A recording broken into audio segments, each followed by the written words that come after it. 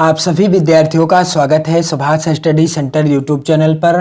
तो यदि आप क्लास 12th के छात्र हैं तो आज का यह वीडियो आप सभी के लिए काफ़ी ज़्यादा इम्पोर्टेंट है, क्योंकि इस वीडियो के द्वारा हम आपके साथ साझा करेंगे हिंदी विषय के महत्वपूर्ण प्रश्न। और ये प्रश्न आपकी बोर्ड परीक्षा 2022 के लिए काफ़ी ज़्यादा इम्पोर्टेंट हैं।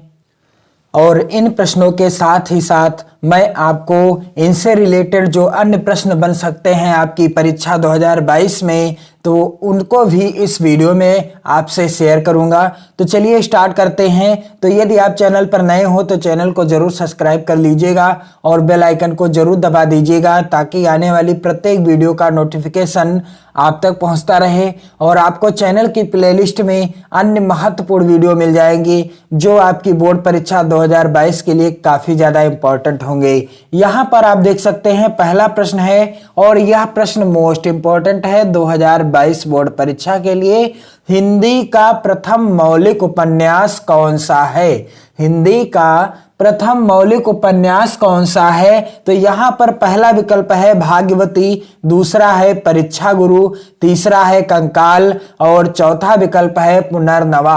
तो राइट आंसर क्या हो जाएगा? हिंदी का प्रथम मौलिक उपन्यास कौन सा है? राइट आंसर हो जाएगा परीक्षा गुरु।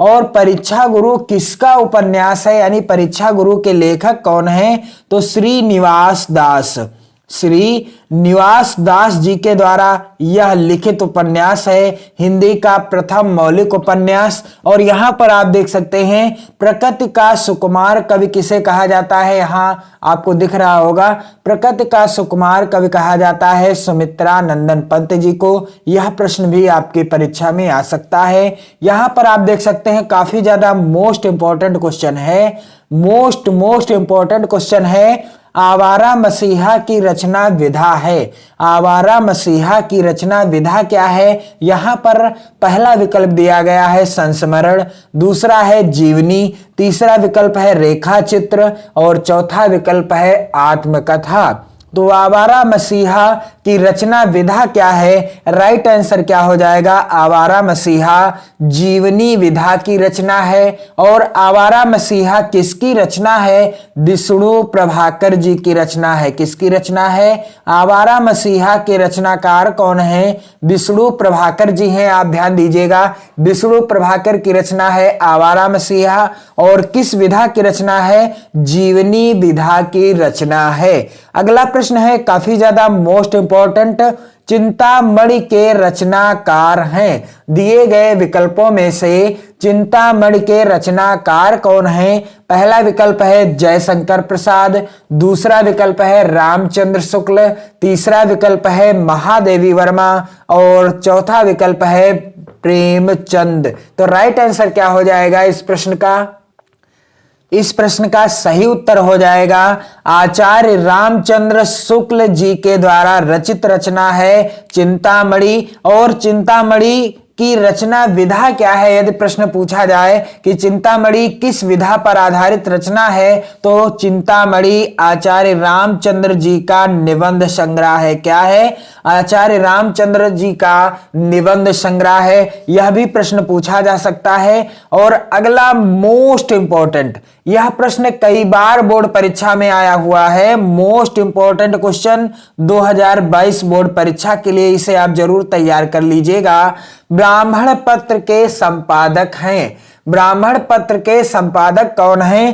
पहला विकल्प है बाल कृष्ण भट्ट, दूसरा विकल्प है पंडित लल्लूलाल, तीसरा विकल्प है प्रताप नारायण मिश्र और चौथा विकल्प है राधा चरण गोस्वामी। तो राइट आंसर क्या हो जाएगा इस प्रश्न का? ब्राह्मण पत्र के संपादक कौन हैं या कौन थे? तो राइट आंसर हो जाएगा प्रताप नारायण मिश्र।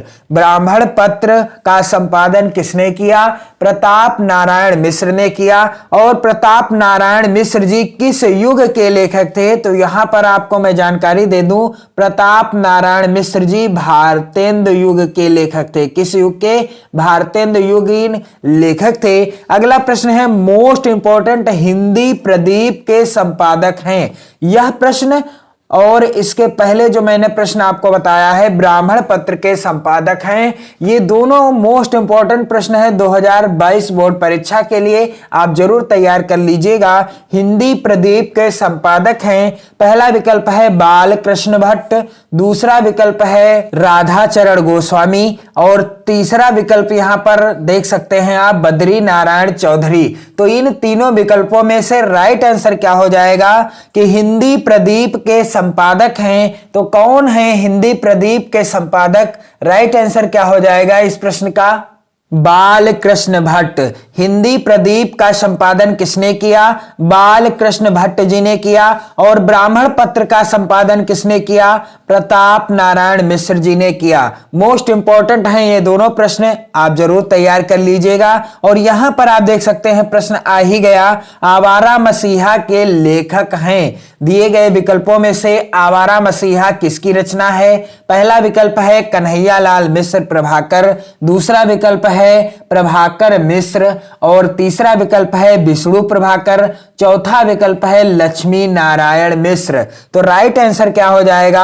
आवारा मसीहा के लेखक हैं। आवारा मसीहा किसकी रचना है? दिए गए विकल्पों में से आवारा मसीहा किसकी रचना है? विष्णु प्रभाकर जी की रचना है। और आवारा मसीहा किस विधा की रचना है? जीवनी विधा की रचना है। आप ध्यान दीजिएगा, आवारा मसीहा यह रचना है जीवनी विधा की और इसके लेखक कौन है? विष्णु प्रभाकर जी हैं।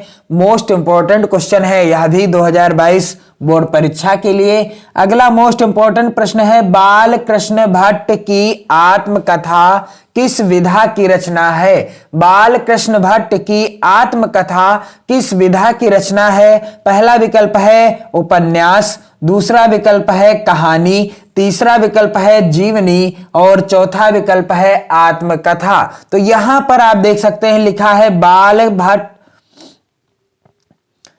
तो यहां पर आप देख सकते हैं लिखा हुआ है बाल।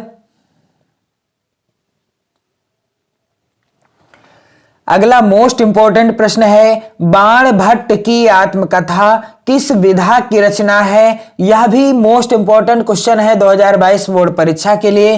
पहला विकल्प है उपन्यास, दूसरा है कहानी, तीसरा है जीवनी और चौथा विकल्प है आत्मकथा। तो राइट आंसर क्या हो जाएगा इस प्रश्न का? तो यहां पर आपको थोड़ी सी कंफ्यूजन हो सकती है क्योंकि लिखा हुआ है बाण भट्ट की आत्मकथा, तो आप कहीं ना कहीं आत्मकथा पर भी टिक कर सकते हैं, जबकि यह बिल्कुल गलत है। बाण भट्ट की आत्मकथा आत्मकथा विधा पर आधारित रचना नहीं है। यह किस विधा पर आधारित रचना है? उपन्यास विधा पर आधारित रचना है। बाण भट्ट की आत्मकथा किस विधा पर आधारित रचना है? उपन्यास विधा पर आधारित रचना है। और यह किसकी रचना है? तो आचार्य हजारी प्रसाद द्विवेदी जी, आचार्य हजारी प्रसाद द्विवेदी जी की रचना है बाण भट्ट की आत्मकथा। और किस विधा की रचना है? उपन्यास विधा की रचना है। बाण भट्ट की आत्मकथा किस विधा की रचना है? उपन्यास विधा की रचना है। इस रचना के रचनाकार कौन हैं? आचार्य हजारी प्रसाद द्विवेदी जी हैं। तो ये जो महत्वपूर्ण प्रश्न है, इन प्रश्नों के साथ साथ मैंने जो अतिरिक्त प्रश्नों को